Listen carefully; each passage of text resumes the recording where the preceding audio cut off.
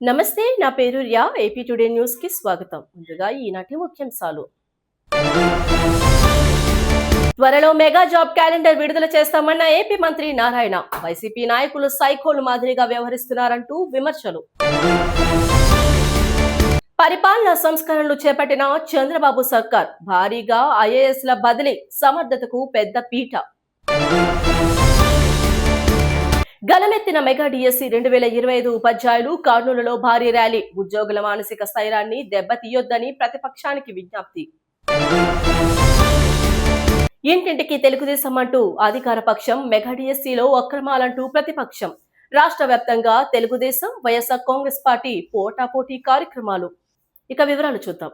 త్వరలోనే mega job calendar ను విడుదల చేస్తామని ఆంధ్రప్రదేశ్ పురపాలక శాఖ మంత్రి పి నారాయణ ప్రకటించారు. ఆయన పాత్రికేయులతో మాట్లాడుతూ వైఎస్ఆర్ కాంగ్రెస్ పార్టీపై తీవ్ర విమర్శలు గుప్పించారు. వచ్చే ఎన్నికల్లో ఆ పార్టీకి ఒక్క సీట్ కూడా వచ్చే పరిస్థితి లేదని విమర్శించారు. ఆ పార్టీకి చెందిన నాయకులు సైకోలు మాదిరిగా వ్యవహరిస్తున్నారని, కోర్టులు హెచ్చరించినప్పటికీ వారిలో మార్పు రావడం లేదన్నారు. విద్యాశాఖ మంత్రి నారా లోకేష్ రాజీనామా చేయాలని వైసీపీ నేతలు డిమాండ్ చేయడాన్ని ఆయన తీవ్రంగా ఖండించారు. రాష్ట్రంలో 16,000 టీచర్ పోస్టులను భర్తీ చేసినందుకు లోకేష్ రాజీనామా చేయాలా అని మంత్రి నారాయణ ప్రశ్నించారు. రాష్ట్రంలో ఎడ్యుకేషన్ కు సంబంధించి ఎన్నో సంస్కరణలు తీసుకువచ్చిన నారా లోకేష్ ను అభినందించాల్సింది పోయి తప్పుడు ప్రచారాలు చేయడం వైసీపీకే చెల్లదన్నారు. ప్రపంచ స్థాయి ప్రమాణాలతో నిర్మిస్తున్న భోగాపురం విమానాశ్రయం ప్రాజెక్టు నుంచి ప్రజల దృష్టిని మళ్లించేందుకు వైసీపీ ధర్నాలకు దిగుతుందని నారాయణ ఆరోపించారు. వైసీపీ డ్రామాలను ప్రజలు గమనిస్తున్నారని, రానున్న ఎన్నికల్లో వారు సరైన బుద్ధి చెబుతారని హెచ్చరించారు. సర్రేపల్లి కాలకట్ట ఇది దాదాపు ఇక్కడ 60 సంవత్సరాల పైగా ఇక్కడ ప్రజలు ఉంటున్నారు. 60 సంవత్సరాల పైగా ఉంటున్నారు. అది ఎన్ని సంవత్సరాలు కూడా ఎవరికి తెలియదు. అలాంటి ఏరియాలో వీళ్ళకి పట్టాలు లేవు. ఏదో మీరు ఇక్కడ ఉంటున్నారని ఒక కాగితం ఇచ్చారు, మీరు ఇక్కడ నివసిస్తున్నారని. వాళ్ళు లోన్లకు పోయినా దేనికి పోయినా అది చల్లదు. అందుకని వాళ్ళు మొన్న ఎలక్షన్ అప్పుడు కూడా సార్ మాకు ఒరిజినల్ పట్టాలు ఇవ్వండి అంటే వాళ్ళకి అంత అవేర్నెస్ వచ్చింది. ఒరిజినల్ పట్టాలు ఇవ్వండి, నిజమైన పట్టాలు ఇవ్వండి అని అడగటం. ఈ మధ్య భగత్ సింగ్ కాలనీలో 1400 మందికి పట్టాలు క్యాబినెట్లో అప్రూవ్ చేసి పట్టాలు ఇచ్చాం. క్యాబినెట్లో అప్రూవ్ చేసి గౌరవ ముఖ్యమంత్రి గారి వారు వర్చువల్గా యాక్చువల్గా దాన్ని పట్టాలు ఇవ్వడం జరిగింది. అంతేకాకుండా గౌరవ ముఖ్యమంత్రి గారు రెగ్యులర్గా మా అందరికీ నాయకులు చెప్పేది ఏంటంటే వీళ్ళు 40 ఏళ్ళు 50 ఏళ్ళ నుంచి ఉండేటప్పుడు వాళ్ళని ఎవరిని మనం కదిలించకూడదు కూడా. ఎందుకంటే వాళ్ళ యొక్క జీవనం సరిహద్దు ప్రాంతాల్లో ఉండే దగ్గరే పనులు చేసుకుంటుంటారు. చిన్న చిన్న పనులు, కూలీ నాలి, పక్కనుండే ఏరియాలో కూలీ పోవటం, నాలి పోవటం, కొందరు వంట పనులు ఇళ్లలో చేయటం, పక్కనే ఆటో స్టాండ్లో చేయటం, ఇలా చిన్న చిన్న పనులు పరిసర ప్రాంతాల్లో చేసుకుంటుంటారు. కాబట్టి వాళ్ళని కదిలించడం భావ్యం కాదు. వాళ్ళకి పట్టాలు ఇచ్చేది స్టడీ చేయండి అని గౌరవ ముఖ్యమంత్రి గారు కూడా ఆదేశం ఇచ్చారు. దాని మీద యాక్చువల్గా కలెక్టర్ గారికి ఇన్స్ట్రక్షన్ ఇచ్చాము, కమిటీ వేసాము.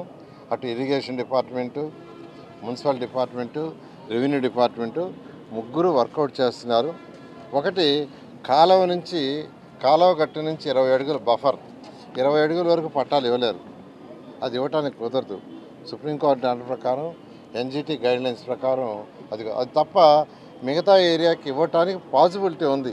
అయితే ఏదైనా రూల్స్ అండ్ రెగ్యులేషన్లోనే చేయాలా, దానికని అధికారులు చేస్తున్నారు. ఈరోజు యాక్చువల్గా ఈ ఏరియాకి రమ్మని వీళ్ళందరూ చెప్పడం నేను యాక్చువల్గా వచ్చాను. అయితే ప్రతి ఒక్కరూ ఒకటి అడిగేది, సార్ మాకు ఒరిజినల్ పట్టాలు ఇవ్వండి, నిజమైన పట్టాలు ఇవ్వండి, మాకు హక్కుండే ఇవ్వండి, మాకు పూర్తి హక్కుండే ఇవ్వండి. మేము ఇల్లు కట్టుకోవాలన్నా కట్టుకునేటట్టుగా, లోన్ తెచ్చుకోవాలన్నా తెచ్చుకునేటట్టుగా అలాంటి పట్టాలు ఇవ్వండి అని అడిగారు. ఖచ్చితంగా అది చేయటం కోసం వచ్చాను. ప్రజలైతే చాలా ఆనందంగా ఉంటారు. తల్లికి వందనం అయితే ఒక్కొక్కరి ఇంట్లో 2 3 కూడా వచ్చింది ఏరియాలో. వాళ్ళ ఆనందానికి అద్దులు లేవు. ఈ విధంగా ఈ ప్రభుత్వం సంక్షేమాలు చాలా బాగా చేస్తుందని వాళ్ళే చెప్తున్నారు, వాళ్ళ నోటికున్నానే. అయితే వైసీపీ ప్రభుత్వం మాత్రం భరించలేకపోతుంది. ఆ ఆనందాన్ని ప్రజలు ప్రశాంతంగా ఉంటాం, ఈ రాష్ట్రంలో ప్రజలు ప్రశాంతంగా ఉంటాం, ప్రజలు ఆనందంగా ఉంటాం, వైసీపీ వాళ్ళు భరించలేకపోతున్నారు. భోగాపురం ఎయిర్పోర్ట్ మనం ఓపెన్ చేశారు. ఆ భోగాపురం ఎయిర్పోర్ట్కి యాక్చువల్గా వచ్చిన జనం ఎలా వచ్చారంటే తరలి వచ్చారంటే 5 లక్షల పైగా వచ్చారు. వాళ్ళ ఆనందానికి హద్దులు లేవు. ఎందుకంటే వాళ్ళు ఎప్పుడూ ఎక్స్పెక్ట్ చేయలే. 2014-19లోనే భోగాపురం ఎయిర్పోర్ట్ ల్యాండ్ తీసుకోవడం జరిగింది. అలాంటి ఆనందాన్ని ప్రజలు ఆనందంగా ఉండారు. వాళ్ళు ఎందుకు ఆనందంగా ఉండాలని ఏదో ఒక ఇష్యూ చేస్తారు. ఈ ప్రభుత్వం ఏదైనా ఒక మంచి పని చేసినప్పుడు, ఎన్డీఏ ప్రభుత్వం ఏదైనా ఎప్పుడైనా ఒక మంచి పని చేస్తే వెంటనే ప్రజలు ఆనందంగా ఉండకూడదని ఆనందాన్ని పోగొట్టడానికి ఒక సైకో మెంటాలిటీతో ఏదో ఒకటి తెస్తుంటారు. డిఎస్సి ఎగ్జామ్ చేశారు. 16,000 మంది యువతకు ఉద్యోగాలు ఇచ్చారు. ప్రభుత్వ జాబ్, గవర్నమెంట్ జాబ్స్ 16,000 మందికి. ఒక్క టీచర్ పోస్ట్ గత 5 సంవత్సరాలు ఇవ్వాల. ఒక్కటంటే ఒకటి ఇవ్వాల. యువనాయకుడు లోకేష్ అనేక కోర్టు కేసులుంటే సున్నితంగా కేసులన్నింటినీ సాల్వ్ చేసి, చాలా సున్నితంగా మళ్ళా ప్రాబ్లమ్స్ రాకుండా చేసి 16,000 మందికి ఉద్యోగాలు ఇస్తే 16,000 కుటుంబాలు ఎంత ఆనందంగా ఉంటే వాళ్ళ ఆనందాన్ని స్పాన్సర్ చేయాలని రకరకాల వేషాలు వేస్తున్నారు. ఏపీ ప్రభుత్వం భారీగా ఐఏఎస్ అధికారులను బదిలీ చేసింది. పలు కీలక శాఖలకు కొత్త అధికారులను నియమిస్తూ ఉత్తర్వులు జారీ చేసింది. సాధారణ పరిపాలనా శాఖ ప్రత్యేక ప్రధాన కార్యదర్శిగా ఉన్న ఎస్ఎస్ రావత్ ను పర్యాటక సాంస్కృతిక శాఖకు బదిలీ చేశారు. ఆయనకు క్రీడలు, యువజన వ్యవహారాలతో పాటు జిఏడి బాధ్యతలు అదనంగా అప్పగించారు. జయశ్యామలరావును పాఠశాల విద్యాశాఖ ముఖ్య కార్యదర్శిగా నియమించారు. ఉన్నత విద్య, నైపుణ్య అభివృద్ధికి శాఖల బాధ్యతలకు కూడా అదనంగా అప్పగించారు. కోన శశిధర్ను రవాణా, R&B శాఖ కార్యదర్శిగా నియమించి పెట్టుబడులు, మౌలిక వసతుల శాఖ బాధ్యతలు అప్పగించారు. కర్ణాటక కేడర్ నుంచి డిప్యూటేషన్ పై వచ్చిన హెచ్సిబా రాణికి గృహ నిర్మాణ శాఖ ప్రత్యేక కార్యదర్శి బాధ్యతలు ఇచ్చారు. గోదావరి పుష్కరాల ప్రత్యేక అధికారిగా సురేష్ కుమార్ ను నియమించారు. ఉన్నత విద్యాశాఖ కమిషనర్ నారాయణ భారత్ గుప్తాకు సంయుక్త ప్రత్యేక అధికారి బాధ్యతలు అప్పగించారు. దీర్ఘకాలంగా సెలవులో ఉన్న అమ్రపాలిను ఏపీటీడీసీ ఎండీ పదవి నుంచి తప్పించి జిఏడి రిపోర్ట్ చేయాలని ఆదేశించారు. ఏపీటీడీసీ ఎండీ పట్టెన్ శెట్టి రవి సుభాష్ ను నియమించారు. విఎంఆర్డీఏ కమిషనర్ గా ఉన్న తేజ్ భారత్ ను బదిలీ చేసి ఆ స్థానంలో ప్రజర్ జైన్ ను నియమించారు. ఆర్టీజీఎస్ సీఈఓగా గీతాంజలి శర్మకు అదనపు బాధ్యతలు అప్పగించారు. టీటీడీ జీఓలుగా ఏ శరత్, ప్రబల గోపీనాథులకు కొత్త బాధ్యతలు ఇచ్చారు. తిరుపతి మున్సిపల్ కమిషనర్ గా ఎం జయకృష్ణను నియమించారు. స్వచ్ఛాంధ్ర కార్పొరేషన్ ఎండీగా బి సునీల్ కుమార్ రెడ్డికి అదనపు బాధ్యతలు అప్పగించారు. ఇదిలా ఉండగా చిత్తూరు కలెక్టర్ సుమిత్ కుమార్ కు ముఖ్యమంత్రి కార్యాలయంలోకి తీసుకునే అవకాశం ఉన్నట్లు సమాచారం. ఏపీ ప్రభుత్వం నిర్వహించిన మెగా డిఎస్సి 2025 పై వైఎస్ఆర్ కాంగ్రెస్ పార్టీ నాయకులు చేస్తున్న ఆరోపణలు ఖండిస్తూ ఆ డిఎస్సిలో ఉద్యోగాలు సంపాదించిన ఉపాధ్యాయులు కర్నూలులో పెద్ద ఎత్తున నిరసన చేపట్టారు. కడప, అనంతపురం తదితర ప్రాంతాల నుంచి భారీగా చేరుకున్న టీచర్లు కర్నూలు కొండారెడ్డి బురుజు నుంచి జెడ్పీ కార్యాలయం వరకు ఆత్మగౌరవ ర్యాలీ నిర్వహించారు. ఉపాధ్యాయుల నియామకాలపై కుట్రలు చేయొద్దంటూ ప్లకార్డులు ప్రదర్శించారు. వాస్తవాలు వివరించిన తప్పుడు ఆరోపణలు చేస్తున్నారని మండిపడ్డారు. కుట్రలు చేసిన వారికి గుణపాఠం చెబుతామని హెచ్చరించారు. 2025 మెగా డిఎస్సిలో తాము కష్టపడి ఉద్యోగాలు సాధిస్తే ఓర్చుకోలేని కొందరు రాజకీయ నాయకులు తప్పుడు ప్రచారం చేస్తున్నారని మండిపడ్డారు. అనంతపురం జిల్లా కళ్యాణదుర్గం మండలంలోని ముదినయ్యనపల్లి తూర్పు కోడిపల్లి గ్రామంలో ఎమ్మెల్యే అమిలినేని సురేంద్రబాబు ఇంటింటికి కూటమి ప్రభుత్వం కార్యక్రమం నిర్వహించారు. ఇంటింటికి వెళ్లి ప్రభుత్వ సంక్షేమ అభివృద్ధి కార్యక్రమాల వివరాలను ప్రజలకు వివరించారు. గ్రామస్తులు తెలిపిన సమస్యలను తెలుసుకొని ప్రజల అభ్యర్థన మేరకు తాగునీటి ఓవర్ హెడ్ ట్యాంకులను శుభ్రం చేయాలని అధికారులను ఆదేశించారు. అనంతరం జిల్లా పరిషత్ ఉన్నత పాఠశాలలో ఎస్ఆర్టీసీ ట్రస్ట్ ఆధ్వర్యంలో ఎమ్మెల్యే విద్యా చక్రం పథకం కింద విద్యార్థులకు ఉచిత సైకిళ్లు పంపిణీ చేశారు. వ్యవసాయ శాఖ అధికారులతో కలిసి రైతులకు ఎలినినో ప్రభావంపై అవగాహన కల్పించారు. భైరవాణి తిప్ప ప్రాజెక్ట్, కుందర్పి బ్రాంచ్ కెనాల్ పనులను పూర్తి చేస్తామని, ఇండస్ట్రియల్ కారిడార్ ఏర్పాటు ద్వారా యువతకు ఉపాధి కల్పిస్తామని ఈ సందర్భంగా ఎమ్మెల్యే తెలిపారు. గ్రామాల్లో రహదారులు, మౌలిక వసతులు అభివృద్ధికి ప్రాధాన్యం ఇస్తామని చెప్పారు. పర్యటించడం జరుగుతుంది.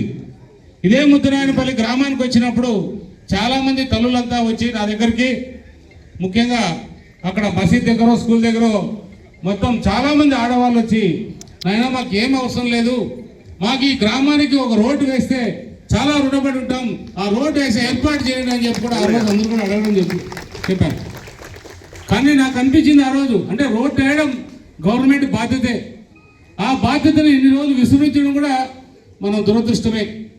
ఎందుకంటే గత పాలకులు ఏ రోజైనా గ్రామాలకు వచ్చి గ్రామంలో ఏ ఊరు నుంచి ఏ రోడ్డు కావాలి, ఏ ఊరు నుంచి ఏమి కావాలనేది కూడా చూడకపోవడం కూడా చాలా దురదృష్టకరమే. మనకు ఆనాటి మంత్రిగా ఉన్నారు ఉషశ్రీ చరణ్ గారు. ఏ రోజు కూడా మన ప్రాంతాల వైపు చూడలే, ఏ పల్లెకు రాలే, ఏ తల్లిదండ్రులు కలవలే, ఏ విద్యార్థులతో కూడా మాట్లాడలే, ఏ స్కూల్కి వచ్చి ఏమీ చేయలే. కానీ ఆమె ఉన్న 25 మంత్రులు ఆమె కూడా ఒక మంత్రి, ఉన్నతమైన పదవుల్లో ఉంది. ఎన్నో రకాలుగా కూడా అభివృద్ధి కార్యక్రమాల కోసం నిధులు తీసుకొచ్చే కెపాసిటీ ఉన్న ఉషశ్రీ చరణ్ గారు ఏ రోజు కూడా ఈ ప్రాంతం గురించి పట్టించుకోలే. ఆయన ఒకే ఒక కార్యక్రమం చేస్తూ ఎప్పుడు కూడా ఇంట్లో ఉంటూ ఒకే ఒక కార్యక్రమం, మన అందరికీ తెలిసిన సత్యం. ఏ కార్యక్రమం చేసేది ఆమె ఎప్పుడు? అలాంటి కార్యక్రమం చేస్తూ ఆమె కాలక్షేపం చేస్తూ మన కళ్యాణదుర్గ ప్రజల్ని నెట్టు నీళ్ళ ముంచేసి వెళ్ళిపోయింది. ఈ ప్రాంతంలో ముద్దునాయనపల్లి గ్రామానికి ఖచ్చితంగా నీళ్ళు తీసుకురావాల్సిన అవసరం ఉంది. ప్రతి ఒక్క రైతు కుటుంబాల్లో ప్రతి ఒక్క రైతులు కూడా కళ్ళలో నీళ్ళు వచ్చినప్పుడు వాళ్ళ ఆనందం కూడా చూస్తారు. ప్రతి ఒక్క తల్లి ఇంకా కూడా వాళ్ళ పిల్లలు ఇంకా కూడా చదువుల్లో కూడా ముందుకు తీసుకుపోయేదానికి వాళ్ళ తల్లిదండ్రులు సహకరిస్తారు. అలాంటి ఏదైతే 2018లో ఆ రోజు ముఖ్యమంత్రిగా నేటి ముఖ్యమంత్రి ఆ రోజు ప్రారంభిస్తే బీటీపీ ప్రాజెక్ట్ అయి పూర్తిగా సర్వనాశనం చేసినారు.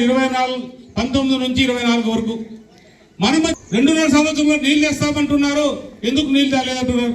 అయ్యా నాన్న, 2.5 సంవత్సరం కాదు, మీరు 5 ఏళ్ళు వృధా చేశారు. 5 ఏళ్ళు ప్లస్ ముందు 1 సంవత్సరం 6 ఏళ్ళు పోయింది. తర్వాత 2 ఏళ్ళు పోవడానికి కారణం మీరే.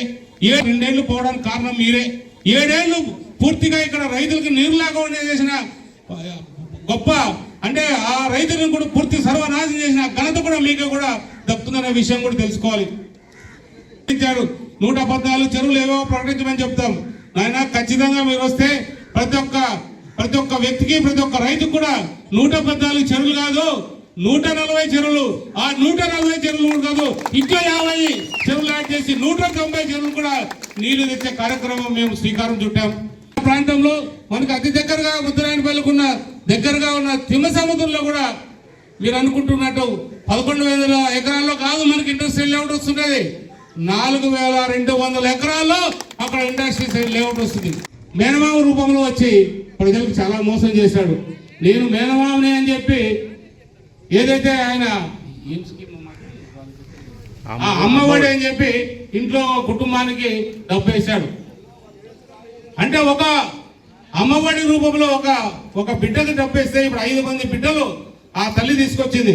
మిగిలిన 4 మంది బిడ్డలను ఏం చేయాలి? అన్నమయ్య జిల్లా రాయచోటిలోని వైఎస్ఆర్సీపీ నాయకులు చేపట్టిన రిలే నిరాహార దీక్ష కొనసాగుతుంది. ఈ సందర్భంగా వైఎస్ఆర్సీపీ మైనార్టీ జిల్లా అధ్యక్షుడు బేపారి మొహమ్మద్ ఖాన్ మాట్లాడుతూ డిఎస్సి ఉద్యోగాలలో అవినీతి జరిగిందని వెంటనే సిబిఐతో విచారణ చేపట్టి అభ్యర్థులకు న్యాయం చేయాలని డిమాండ్ చేశారు. గత వైసీపీ ప్రభుత్వంలో వైఎస్ జగన్మోహన్ రెడ్డి పారదర్శకంగా ఉద్యోగాలు ఇచ్చారని, నేడు కూటమి ప్రభుత్వంలో ఉద్యోగాలను నారా లోకేష్ నేతృత్వంలో అమ్ముకున్నారని ఆరోపించారు. జిల్లా కేంద్రంగా ఉన్న రాయచోట్లో మదనాపల్లికి తరలించడం బాధాకరమని, అన్నిటికీ అనువైన ప్రదేశంగా ఉన్న రాయచోటుని జిల్లా కేంద్రంగా గత ప్రభుత్వం ప్రకటిస్తే ఇప్పటి ముఖ్యమంత్రి ఎన్నికల సమయంలో రాయచోటు జిల్లా కేంద్రంగానే కొనసాగుతుందని చెప్పి రాయచోటు ప్రాంత ప్రజలను వెన్నుపోటు పొడిచారన్నారు. డిఎస్సి నియామకాల్లో జరిగిన అక్రమాలపై వెంటనే సిబిఐతో విచారణ చేపట్టి నైతిక బాధ్యత వహిస్తూ మంత్రి నారా లోకేష్ రాజీనామా చేయాలని మొహమ్మద్ ఖాన్ డిమాండ్ చేశారు. రాయచోటి ప్రాంతంలో మన రాష్ట్ర వైఎస్ఆర్సీపీ అధ్యక్షులు జగన్మోహన్ రెడ్డి గారి ఆదేశాల మేరకు, అలాగే మన మిథున్ రెడ్డి గారు, అలాగే మన శ్రీకాంత్ రెడ్డి గారి ఆధ్వర్యంలో ఈరోజు 3 రోజులు రిలే నిరాహార దీక్ష చేపట్టడం జరుగుతూ ఉంది. దాంట్లో భాగంగా 2వ రోజు రిలే దీక్షలో పాల్గొన్న వైఎస్ఆర్సీపీ నాయకులకి, అలాగే విద్యార్థి సంఘాలకి, అలాగే అనుబంధ సంఘాలకి, ఇక్కడికి వచ్చేసిన ప్రతి ఒక్కరూ కూడా ఈరోజు ఏదైతే గతంలో కూటమి ప్రభుత్వం ఏదైతే వాగ్దానాలు ఇచ్చిందో డిఎస్సి మీద, అలాగే ఫీజు రిమెంబర్స్ మీద, అలాగే నిరుద్యోగ భృతి మీద ఏదైతే ఎన్నికల హామీ మేనిఫెస్టోలో ఇచ్చిందో అది ఏది నెరవేర్చకుండా నిర్వీర్యం చేస్తున్నారు. ఇలా చూసుకుంటే డిఎస్సిలో ఎన్నో అక్రమాలు చేస్తూ లంచాలు తీసుకొని స్పోర్ట్స్ కోటాలు అని చెప్పేసి ఒక జీవో విడుదల చేసి పేకాట ఆడేవాళ్ళని కూడా ఉద్యోగాలు ఇచ్చిన పాపాన ఈ కూటమి ప్రభుత్వం అని ఈ సభాముఖంగా తెలియజేసుకుంటూ అలాగే ప్రజలకు కూడా తెలుపు. అలాగే ఆ జీవోని ఏదైతే ఉద్యోగాలు ఇచ్చిన తర్వాత ఆ జీవోని కూడా రద్దు చేయడం జరిగింది. నా పేరు సయ్యద్ జమీల్, నేను రాయచోటి వాసిని. గత డిఎస్సి 2025లో ఎస్ఏ బయాలజీ ఉర్దూ మీడియంలో నేను ఎగ్జామ్ రాశాను డిఎస్సిలో. ఇందులో కడప డిస్టిక్లో 2 పోస్టులు ఉన్నాయి సార్. ఒకటి జనరల్లో, ఒకటి ఈడబ్ల్యూఎస్ పోస్టులు ఉన్నాయి. ఈ జనరల్లో ఎవరైనా పోవచ్చు, కానీ ఈడబ్ల్యూఎస్ అనే పోస్ట్కి ఓసీ వాళ్ళు మాత్రమే అర్హులు అవుతారు. ఈ 2025లో తీసుకున్నటువంటి వ్యక్తి పోస్టు అతడు ఓసీ కాదు, బీసీగా గత డిఎస్సిలో 2008, 12, 18 డిఎస్సిలో అతడు షేక్గా ఉండి ఈ డిఎస్సిలో మాత్రమే 2025 డిఎస్సిలో కేవలం ఓసీగా పెట్టుకోవడం వల్ల అతని వల్ల నాకు రావాల్సినటువంటి ఉద్యోగాన్ని నేను కోల్పోవడం జరిగింది. నేను గత 15 సంవత్సరాలుగా చదువుతూ వస్తున్నాను. ఈ రిజర్వేషన్ వల్ల, ఈడబ్ల్యూఎస్ వల్ల నాకు ఉద్యోగం వచ్చిందనుకున్నప్పుడు ఈ వ్యక్తి ఇలా నాకు అన్యాయం చేయడం జరిగింది. ఇదే విషయాన్ని నేను వెరిఫికేషన్ సమయం నుంచి నేను డిఓ సార్కి, తర్వాత ఎంఆర్ఓ డిఓ సార్కి, తర్వాత కలెక్టర్ సార్కి, తర్వాత నారా లోకేష్ సార్కి, తర్వాత విజయరామరావు సారు, తర్వాత తమ్మీం అన్సారియా మేడం అందరికీ కూడా నేను కలవడం జరిగింది. వ్యక్తిగతంగా ఆఫీసులో పోవడం జరిగింది. దీనికి గురించి ఇంతవరకు అయితే దాని గురించి ఇన్ఫర్మేషన్ అయితే ఇవ్వడం లేదు. ఇంకో విషయం ఏమంటే, కడపలో డిఆర్ఓ రిపోర్టు 1 సంవత్సరం నుంచి ఇంతవరకు రిపోర్టు ఇవ్వడమే లేదు సార్.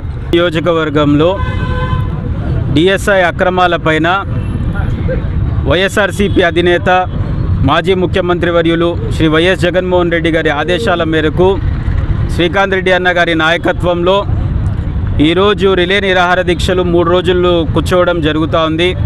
అదేవిధంగా సోమవారం రోజు భారీ ఎత్తున శాంతియుత నిరసన ర్యాలీ కూడా తెలపడం జరుగుతూ ఉంది. ఈ రిలే నిరాహార దీక్షలకు, ఈ ర్యాలీకి ముఖ్య కారణం ఏమంటే, డిఎస్సిలో జరిగిన అక్రమాలు, అవకతవకలే. డిఎస్సిలో ఎవరైతే స్పోర్ట్స్ కోటాలో ఉత్తీర్ణులుగా గోల్డ్ మెడల్ సాధించిన వాళ్ళకు కూడా ఉద్యోగాలు లేవు. ఎటువంటి అర్హత లేని వాళ్లకు ఉద్యోగాలు, డబ్బు పెడితే, డబ్బు చెల్లిస్తే ఉద్యోగాలు ఇచ్చిన పరిస్థితి మనం చూస్తున్నాం. ఆ విషయంపైనే మా పోరాటం. న్యాయం జరగాలి, సిబిఐ విచారణ చేపించాలి. అందులో ఇంకో ముఖ్యంగా ఫీజు రీయింబర్స్మెంట్ 10,000 కోట్లు బకాయిలు పెట్టేసింది ఈ కూటమి ప్రభుత్వం. 10,000 కోట్ల బకాయిలు చెల్లించకపోతే విద్యార్థులు యూనివర్సిటీలకు, కాలేజీలకు వెళ్తే వాళ్లకు సర్టిఫికేట్లు ఇవ్వలేని పరిస్థితి. వాళ్ళు సొంతంగా డబ్బులు చెల్లిస్తే కానీ వాళ్ళకి సర్టిఫికేట్లు లేకపోతే ఏ ఉద్యోగానికి అప్లై చేసుకునే దానికి ఇంకో ఇంకా వేరే విద్యలు అభ్యసించడానికి కూడా లేకుండా పోయే పరిస్థితి ఉంది. విశాఖపట్నంలోని రిషికొండ శ్రీ వెంకటేశ్వర స్వామి వారిని రాష్ట్ర హోంమంత్రి బంగళపూడి అనిత కుటుంబ సమేతంగా దర్శించుకున్నారు. ఆలయానికి చేరుకున్న హోంమంత్రి కుటుంబానికి ఆలయ అధికారులు సంప్రదాయ ఆలయ మర్యాదలతో ఘన స్వాగతం పలికారు. అనంతరం అంతరాలయంలో స్వామివారికి హోంమంత్రి అనిత ప్రత్యేక పూజలు నిర్వహించారు. స్వామివారి దర్శనం అనంతరం వేద పండితులు మంత్రికి వేద ఆశీర్వచనం అందించారు. ఆలయ అధికారులు స్వామివారి తీర్థ ప్రసాదాలను అందజేశారు. ఈ సందర్భంగా ఆలయంలోని క్యూ లైన్ లో ఉన్న భక్తులతో హోంమంత్రి అనిత ఆప్యాయంగా మాట్లాడారు. భక్తుల యోగక్షేమాలను అడిగి తెలుసుకోవడంతో పాటు దర్శన ఏర్పాట్లపై వారి అభిప్రాయాలను తెలుసుకున్నారు. ఆంధ్రప్రదేశ్ రైలు ప్రయాణికులకు రైల్వే శాఖ మరో శుభవార్త చెప్పింది. గుడివాడ నుంచి కర్ణాటకలోని శివమొగ్గకు ప్రత్యేక రైలు నడిపేందుకు రైల్వే అధికారులు సానుకూలంగా స్పందించారు. మచిలీపట్నం ఎంపీ వల్లభనేని బాలశౌరి కేంద్ర రైల్వే శాఖ మంత్రి అశ్విని వైష్ణవ్ ను కోరడంతో ఈ ప్రతిపాదనపై అధికారులు పరిశీలన జరిపారు. ప్రయాణికుల డిమాండ్, ఆక్యుపెన్సీ, వాణిజ్య అవకాశాలు, రైల్వే ఆదాయాన్ని పరిగణలోకి తీసుకుని ప్రత్యేక రైలు నడపడం సాధ్యమేనని అధికారులు నివేదిక ఇచ్చారు. విజయవాడ డివిజన్ డిఆర్ఎం కూడా ప్రతిపాదనకు ఆమోదం తెలిపి తదుపరి అనుమతుల కోసం రైల్వే ప్రధాన కార్యాలయానికి పంపాలని సిఫారసు చేశారు. గుడివాడ శివమొగ్గు రైలు అందుబాటులోకి వస్తే కృష్ణా, ఎన్టీఆర్ జిల్లాల ప్రయాణికులతో పాటు శృంగేరి శారదా పీఠాన్ని సందర్శించే భక్తులకు ఎంతో ప్రయోజనం కలుగనుంది. ప్రస్తుతం విజయవాడ డివిజన్ నుంచి శృంగేరికి నేరుగా రైలు సౌకర్యం లేదు. ఈ ప్రత్యేక రైలు ద్వారా దాదాపు 1000 మంది భక్తులకు ప్రయోజనం కలిగే అవకాశం ఉందని ఎంపీ బాలశౌరి తెలిపారు. రైల్వే బోర్డు స్థాయిలో అనుమతులు త్వరగా వచ్చేలా తన వంతు కృషి చేస్తానన్నారు. ప్రతిపాదనకు సానుకూలంగా స్పందించిన రైల్వే అధికారులకు ఆయన కృతజ్ఞతలు తెలిపారు. భారత స్వతంత్ర పోరాట చరిత్రలో ఆగస్టు 8వ తేదీకి ప్రత్యేక స్థానం ఉంది. ప్రతి ఏడాది ఈ రోజు క్విట్ ఇండియా దినోత్సవంగా, ఆగస్టు క్రాంతి దినోత్సవంగా దేశవ్యాప్తంగా స్మరించుకుంటారు.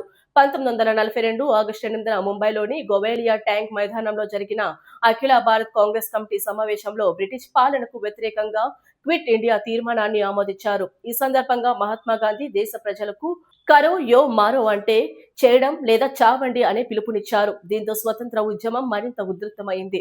ఉద్యమాన్ని అణిచివేసేందుకు బ్రిటిష్ ప్రభుత్వం గాంధీజీ, నెహ్రూ, సర్దార్ పటేల్ సహా పలువురు నాయకులను అరెస్ట్ చేసినప్పటికీ ప్రజలు, యువత, విద్యార్థులు వెనక్కి తగ్గలేదు. అరుణ అసఫ్ అలీ, జయప్రకాష్ నారాయణ్, రామ్ మనోహర్ లోహియా వంటి నేతలు ఉద్యమాన్ని ముందుకు నడిపించారు. దేశ స్వతంత్రం కోసం నాటి సమర యోధులు చేసిన త్యాగాలను స్మరించుకుంటూ వారి ఆశయాలు సాధనకు నేటి తరం కృషి చేయడమే వారికి నిజమైన నివాళి.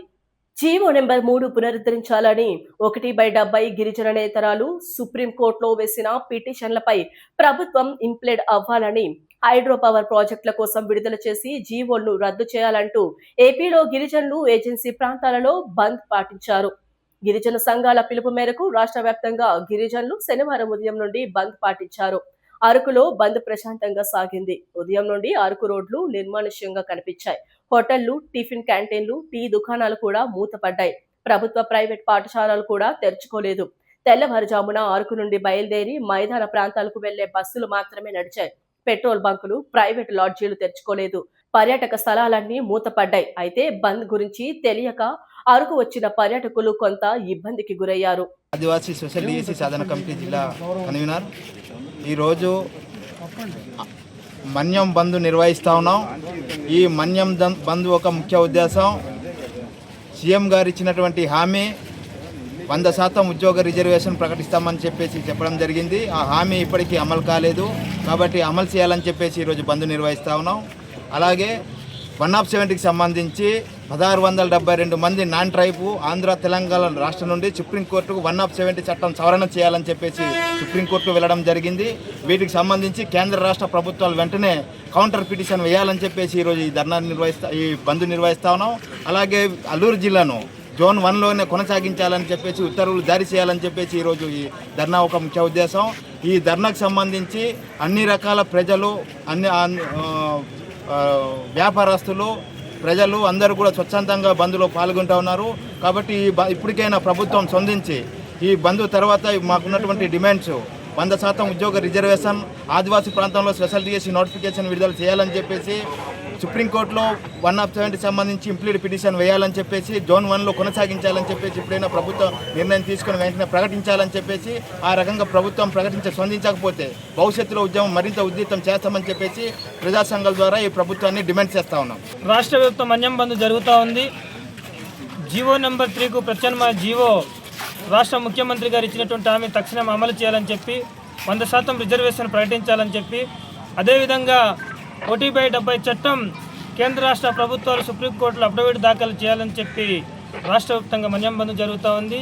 ఈరోజు ఆదివాసీ ప్రాంతంగా స్వచ్ఛందంగా బంద్ ప్రశాంతంగా కొనసాగుతూ ఉంది.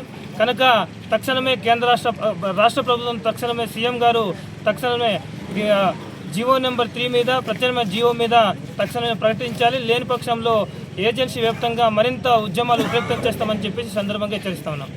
భారీ బడ్జెట్ తో తెరకెక్కుతున్న పౌరాణిక చిత్రం రామాయణం విడుదలకు ముందే ఆసక్తికర చర్చలకు కేంద్రంగా మారింది. దంగల్ ఫేమ్ నితీష్ తివారీ దర్శకత్వంలో రణబీర్ కపూర్ శ్రీరాముడిగా, సాయి పల్లవి సీతాదేవిగా, యష్ రావణుడిగా నటిస్తున్న ఈ చిత్రం 2026 దీపావళికి ప్రపంచ వ్యాప్తంగా విడుదల కానుంది. పౌరాణిక కథాంశం కావడంతో ఎలాంటి ఆధ్యాత్మిక, సాంస్కృతిక వివాదాలకు తావు లేకుండా చిత్ర బృందం జాగ్రత్తలు తీసుకున్నట్లు సమాచారం. ఇందులో భాగంగా ప్రధానమంత్రి నరేంద్ర మోదీకి ప్రత్యేకంగా సినిమాను ప్రదర్శించాలని మేకర్స్ భావిస్తున్నట్లు బాలీవుడ్ వర్గాల్లో ప్రచారం జరుగుతుంది. అలాగే ఏపీ ఉప ముఖ్యమంత్రి పవన్ కళ్యాణ్ తో పాటు కూటమి ప్రభుత్వ పెద్దలకు కూడా ప్రత్యేక ప్రదర్శన ఏర్పాటు చేసే యోచనలో ఉన్నట్లు తెలుస్తుంది. మరోవైపు ఢిల్లీకి చెందిన శ్రీరామ్ లీలా మహాసంఘ్ ప్రతినిధులు సినిమా విడుదలకు ముందే వేద పండితులతో కలిసి ప్రత్యేక ప్రదర్శన ఏర్పాటు చేయాలని చిత్ర బృందాన్ని కోరినట్లు సమాచారం.